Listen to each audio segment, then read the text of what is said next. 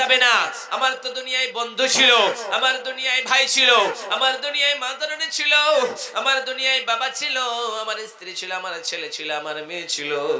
তাদের কাছে যে একটা শুধুমাত্র নেকি নিয়েছে, তুমি কি জান্নাত দেবে কি দিবে না? আল্লাহ বলবেন বান্দা যাও যাও যাও যাও, একটা যদি তুমি নেকি নিয়ে আসতে পারো তাহলে আমি আল্লাহ দয়া করে তোমার জান্নাতে দিয়ে দেব। সেই দিন লোকটা হাসরের ময়দানে, কঠিন কিয়ামতের দিনে পুরো হাসরের ময়দান ঘুরবে কিন্তু কাউকে খুঁজে পাবে না। কিন্তু এক সময় যেন তারা বন্ধুকে দেখতে পাবে, বন্ধুকে গিয়ে বলবে বন্ধু একটা নেকি দিয়ে দাও, তুমি যদি একটা নেকি আমারে দিয়ে দাও তাহলে আমি জান্নাতে চলে যাব।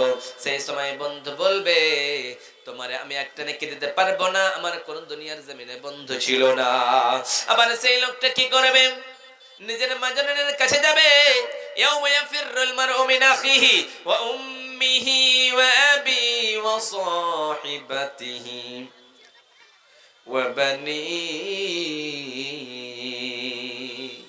রব্বুল আলামিন বলেন দুনিয়ার মানুষেরা সেই দিন লোকগুলো নিজের ভাইয়ের কাছে গিয়ে বলবে ও আমার ভাই, দুনিয়ার জমিনে তুমি আমার ভাই ছিলা, তুমি আমার প্রাণের ভাই ছিলা, তুমি আমারে কত ভালোবাসতাম, তোমার আমি কত ভালোবাসতাম, তোমার জন্য আমি প্রাণটা বিলিয়ে দিতে চেয়েছিলাম, তোমার আমি লেখাপড়া করিয়েছিলাম, তোমারে মানুষের মতো মানুষ বানিয়েছিলাম, শুধুমাত্র আমার ছোট ভাই রে একটাই শুধুমাত্র নেকি দিয়ে দে।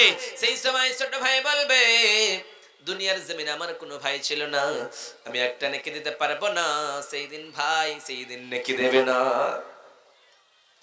এবার নিজের মাকে গিয়ে বলবে মা ও আমার মা জননী আমার একটা নেকি দিয়ে দাও, একটা নেকির জন্য আমি মা তোমার ছেলে জাহান্নামে চলে যাইতেছি, একটা যদি তুমি আমার নেকি দাও আমি জান্নাতে চলে যাব। যেই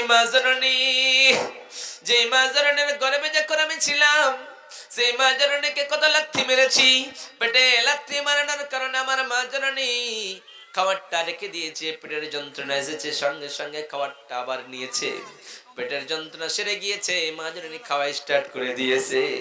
আবার মা জননীকে দুনিয়ার জমিনে জন্ম যখন হয় কতই না কষ্ট পেয়েছি, আবার দুনিয়ার জমিনে দুধ পান করিয়েছে 2 বছর, আবার প্রস্রাব পায়খানা করিয়ে দিয়েছে।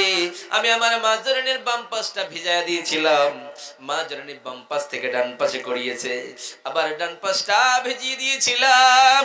আমার মা জননী আমার এইরকম করে বুকে লইয়া আদর করিয়া চুমা খাইয়া আমার মানুষ করেছে, মানুষের মতো মানুষ।